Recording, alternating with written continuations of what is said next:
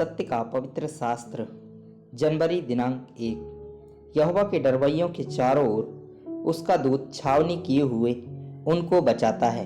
भजन संहिता 34 का 7 पद। नए वर्ष 2025 में प्रभु यहोवा हमारा परमेश्वर हमें लेकर आया है। उसके नाम की स्तुति प्रशंसा होती रहे। हमारे उद्धारकर्ता प्रभु यीशु मसीह ने हमें वर्ष 2024 में हर दुख और विपत्ति से बचाकर इस नए वर्ष में प्रवेश कराया है। इसलिए उसके पवित्र नाम को हम ऊंचा और ऊंचा उठाते हुए स्तुति और धन्यवाद और आराधना उसकी करें। भजनकार अपने अनुभव से बताता है कि कैसे यहोवा अपने डरवैयों के लिए अद्भुत कार्य करता है और उनके बचाव के लिए अपने स्वर्गदूतों को आज्ञा देता है कि वह उन्हें हर परिस्थिति में रक्षा करेंगे और जब कभी उन्हें ठोकर लगने की अवस्था या स्थिति होगी तब वे उन्हें हाथों हाथ उठा लेंगे। भजन संहिता 91 का 9 से 12 पद। हे यहोवा, तू मेरा शरण स्थान ठहरा है।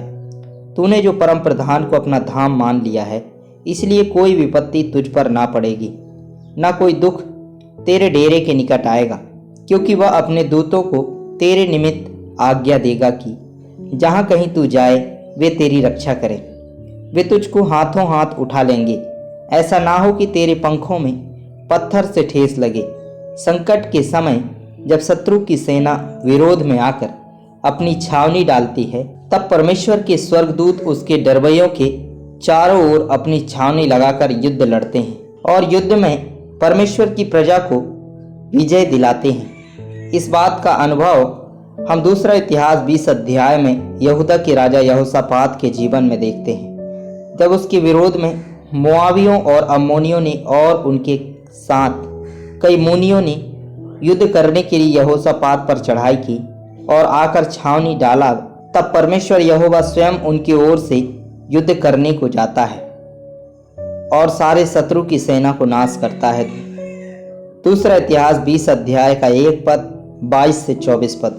इसके बाद मोआबियों और अम्मोनियों ने और उनके साथ कई मुनियों ने युद्ध करने के लिए यहोशापात पर चढ़ाई की। जिस समय वे गाकर स्तुति करने लगे, उसी समय यहोवा ने अम्मोनियों, मोआबियों और सेईर के पहाड़ी देश के लोगों पर जो यहूदा के विरुद्ध आ रहे थे, घातकों को बैठा दिया और वे मारे गए, क्योंकि अम्मोनियों और मोआबियों ने सेईर के पहाड़ी देश के निवासियों डराने और सत्यानाश करने के लिए उन पर चढ़ाई की। और जब वे सेईर के पहाड़ी देश के निवासियों का अंत कर चुके, तब उन सबों ने एक दूसरे के नाश करने में हाथ लगाया। सो जब यहूदियों ने जंगल की चौकी पर पहुंचकर उस भीड़ की ओर दृष्टि की, तब क्या देखा कि वे भूमि पर पड़ी हुई लोथ हैं और कोई नहीं बचा।